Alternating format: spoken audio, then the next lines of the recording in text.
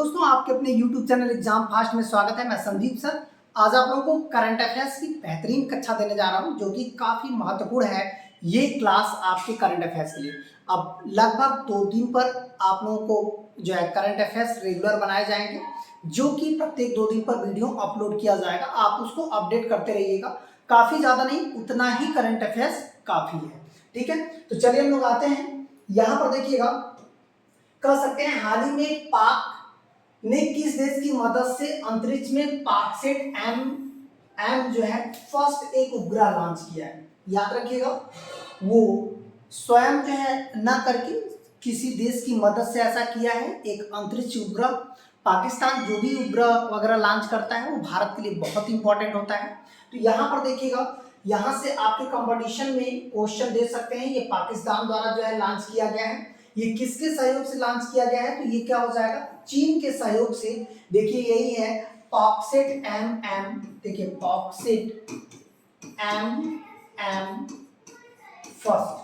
अब आपके एग्जाम में ये पूछ सकता है कि हाल ही में पॉक्सेट एम फर्स्ट जो है किस देश द्वारा लॉन्च किया गया। देखिए हो सकता है सहयोग ना दे करके सीधे कोई देश का नाम ऐसे करके दे देगा, तो ये क्या हो जाएगा, पाकिस्तान द्वारा जो है लॉन्च किया गया। ठीक है, अब इसके बाद अगले क्वेश्चन की तरफ बढ़ते हैं।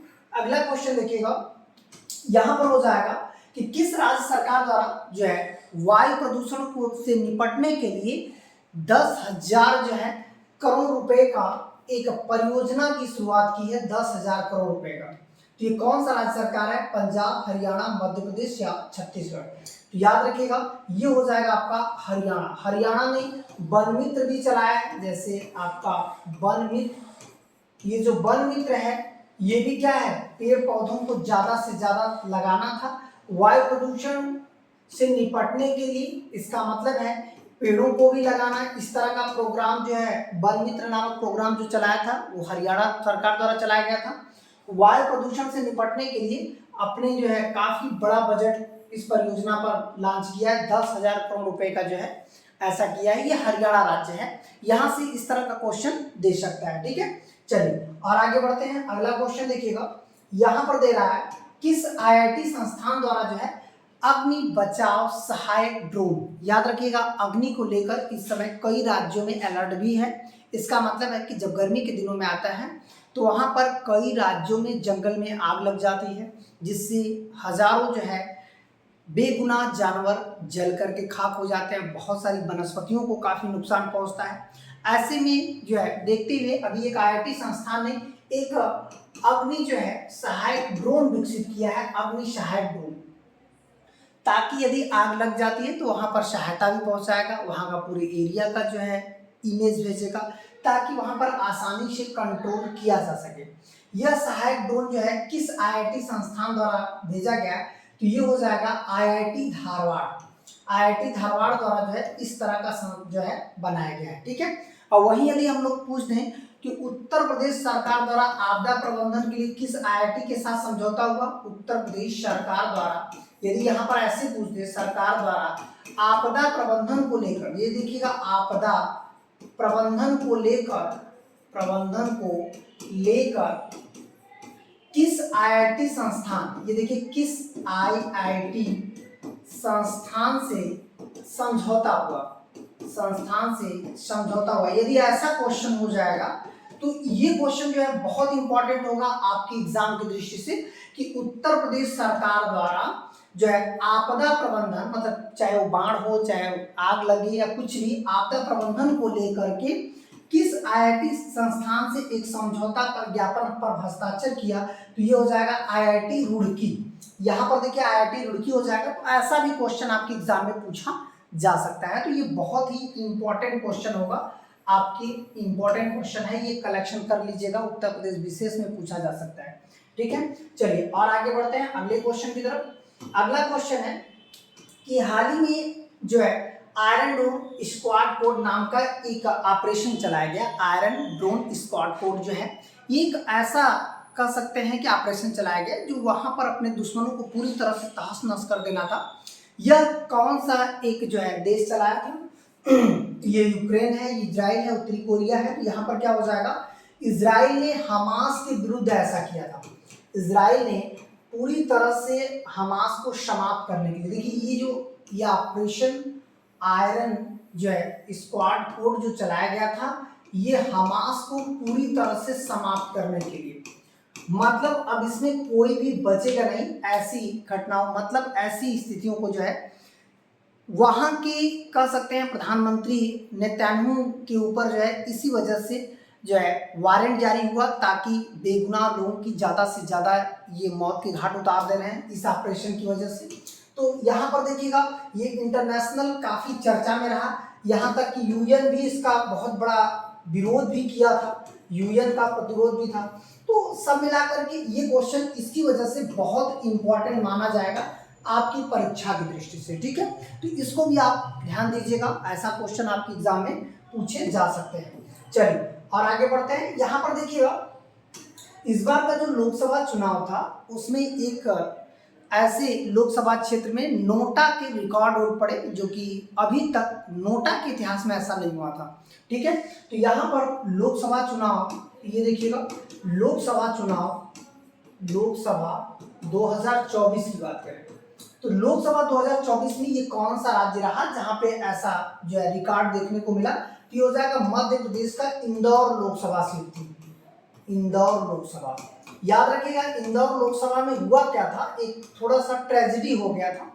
इसका मतलब है कि जहां वहां से जो कांग्रेस के प्रत्याशी थे उसने अपना नामांकन वापस ले लिया। तो वापस लेने की वजह से वहां की जो पब्लिक थी जिनको कांग्रेस को वोट देना था, तो कांग्रेस का कोई प्रत्याशी था ही नहीं, तो उन लोगों ने क्या किया, किस पर वोट कर दिया, नोटा पर वोट कर दिया। तो जिसकी वजह से यहाँ तक अब तक के इतिहास में सबसे बड़ा नोटा पर वोट जो है कहां पर दिया गया था, इंदौर में, ठीक है। तो चलिए ये हो जाएगा मध्य प्रदेश में। और आगे बढ़ते हैं, अगला क्वेश्चन देखिएगा। अगला क्वेश्चन हो जाएगा 2023-24 का जो एफडीआई फॉरेन डायरेक्ट इन्वेस्टमेंट जो होता है, इसका मतलब है प्रत्यक्ष विदेशी निवेश, एफडीआई जिसको हम लोग कहते हैं। ये एफडीआई जो है सबसे ज्यादा कौन सा देश भारत पर निवेश किया है 2023-24 में। तो इसका सही आंसर क्या हो जाएगा, सिंगापुर। और वहीं हम लोग कहें कि भारत का सबसे बड़ा 2023-24 में निर्यातक में पहले नंबर पर यूएई है, यहाँ इसने हमारा सबसे ज्यादा सामान खरीदा। सेकेंड पे कौन है, अमेरिका है। और थर्ड पे जो है नीदरलैंड हो गया है, ठीक है। तो यहाँ पर फर्स्ट सेकेंड आपको याद रखना है, ये किसमें है, निर्यातक में, निर्यातक देश में प्रथम पे है, ठीक है। तो चलिए और आज बात करते हैं और आगे अगले क्वेश्चन की तरफ। यहाँ पर देखिएगा सारथी ऐप बहुत इंपॉर्टेंट है। सारथी ऐप 2.0 लॉन्च हुआ है, इससे पहले सारथी ऐप 1.0 लॉन्च हुआ था। तो उस पर भी आपके एग्जाम में क्वेश्चन पूछा था, ये क्वेश्चन पेट में भी दिया था, बड़े लेवल के एग्जाम आपका पीसीएस तक के एग्जामों में सारथी ऐप को क्वेश्चन बनाया था। तो अब बात करते हैं कि इस बार फिर इसका सेकेंड वर्जन लॉन्च हुआ 2.0। ये कौन सी संस्थान इस ऐप्स को लॉन्च की थी, सेबी, आपका जो है भारतीय प्रतिभूति विनायक जो है संस्थान है आपका, ये सेबी है, इसने आपको कह सकते हैं कि लॉन्च किया है। ये किस लिए लॉन्च किया गया है, ये लॉन्च किया गया है कि आपको जो है अलर्ट किया जाएगा, मतलब आप जो भी शेयर लगाते हैं उसकी जानकारी पूरी तरह से, यहाँ तक कि आपको कोई ब्लैकमेल ना कर दे, ये सब कुछ जानकारी इसके अंतर्गत मिलेगी। लेकिन हुआ क्या ये इस बार थोड़ा सा चर्चा में आ गया था, क्योंकि आप देखेंगे लोकसभा इलेक्शन के दौरान शेयर मार्केट में 30 लाख करोड़ का निवेशकों को घाटा हुआ था, और इस घाटा की वजह से ये ऐप थोड़ा सा और चर्चा में आ गया, ठीक है। तो यहाँ पर आपको सारथी ऐप आपको क्वेश्चन समझना है, ये किसका है, सेबी का है। चलिए और आगे बढ़ते हैं अगले क्वेश्चन की तरफ। यहाँ पर देखिएगा अंतरराष्ट्रीय क्रिकेट में जो है 600 छक्का लगाने का, मतलब कि जो वनडे क्रिकेट होता है वहां पर 600 छक्का किस भारतीय खिलाड़ी द्वारा लगाया गया, या तो यहाँ पर मैक्सवेल भी है, एक विदेशी खिलाड़ी है। तो ये ध्यान रखना है कि सबसे ज्यादा जो है छक्का अंतरराष्ट्रीय क्रिकेट के इतिहास में अब तक किसने लगाया है, तो ये देखिएगा ये हो जाएगा रोहित शर्मा ने लगाया है, ठीक है। रोहित शर्मा ने सबसे अधिक लगाया था। फिर इसके बाद और आगे बढ़ते हैं, अगला क्वेश्चन देखिएगा। यहाँ पर कह रहा है कि स्पर्श सेवा जो है, स्पर्श सेवा किस मंत्रालय द्वारा प्रारंभ किया गया, ये कौन सा मंत्रालय है जिसने स्पर्श सेवा शुरू किया था। तो यहाँ पर देखिएगा संसाधन मंत्रालय है, रक्षा मंत्रालय है, विदेश मंत्रालय है या गृह मंत्रालय है। तो इस वर्ष से हमारे सैनिकों को सारी व्यवस्था देने के लिए कौन सा मंत्रालय शुरू किया है? रक्षा मंत्रालय द्वारा इसको प्रारंभ किया गया। तो ये यदि आप ऑफलाइन क्लास में भी पढ़े हो तो इसको एक बार रिवीजन कर लीजिएगा, मतलब जब ये पढ़ाया जा रहा है तो कम से कम आपको आना चाहिए कि नहीं आना चाहिए वो देख करके आप क्लियर करते जाइएगा, ठीक है। तो चलिए अब आते हैं, क्योंकि ऑफलाइन क्लास में इससे ज़्यादा पढ़ाया जाता है, थोड़ा ऑनलाइन क्लास में इंपॉर्टेंट को ही कलेक्ट रखा जाता है और ऑफलाइन क्लास में और ज़्यादा विस्तृत कर दिया जाता है, ठीक है। तो चलिए हम लोग बात करते हैं हाल ही में ईबू ज्वालामुखी जो कि एक महीने में लगातार 2 बार फट गया, मतलब महीने में लगातार 2 बार फट गया। ये किस देश में है? ये ईबू ज्वालामुखी जो है काफी चर्चा में हो गया कि भाई देखिए ज्वालामुखी जो फटता है लगभग महीनों लग जाते हैं, उसमें उद्गार निकलते रहते हैं, फिर शांत होता है तो सालों लग जाते हैं दोबारा विस्फोट होने में। लेकिन यहाँ पर ईबू ज्वालामुखी को देखने को मिला कि 1 महीने के अंदर 2 बार विस्फोट हो गया। इसका मतलब है कि इस तरह से 2 बार यहाँ पर देखने को मिला, इसकी वजह से क्या है, काफी चर्चा में है। तो ये कहाँ पर है ईबू ज्वालामुखी? इंडोनेशिया में है, ठीक है। चलिए और आगे बढ़ते हैं, अगला क्वेश्चन हो जाएगा, हाल ही में जो है ICC player of the year, जो वनडे का प्लेयर ऑफ द ईयर जो है ओडीआई मैच का, इस बार किसे दिया गया, मतलब ये पुरस्कार किसको दिया गया? तो रोहित शर्मा, विराट कोहली, सूर्य कुमार या हार्दिक पांड्या, ये भारतीय खिलाड़ी को दिया गया है। तो ये हो जाएगा आपका विराट कोहली को दिया गया है, ठीक है। तो इस तरह से जो है आज का जो करंट अफेयर्स है यही है, आगे हम लोग नेक्स्ट क्लास में ऐसे ही लेकर आएंगे।